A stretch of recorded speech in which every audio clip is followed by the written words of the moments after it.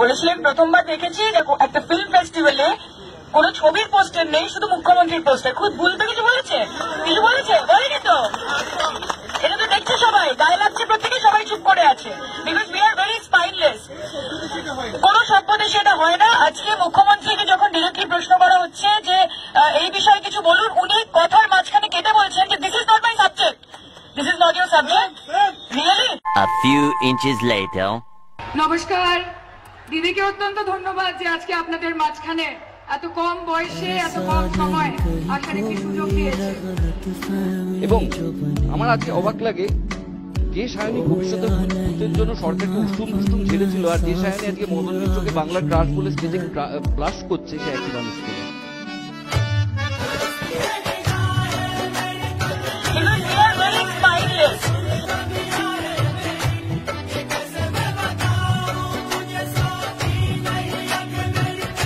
পরবর্তীকালে গিয়ে যদি দেখা যায় যে একজন সেলিব্রিটি নিজের মত পাল্টেছেন বা তার সত্তাকে কিনতে কেউ সক্ষম হয়েছে, তার দায় ও ভার যেন সম্পূর্ণভাবে তার ফ্রেটার্নিটির ওপর না ফেলা হয়। এটা আমার রিকোয়েস্ট।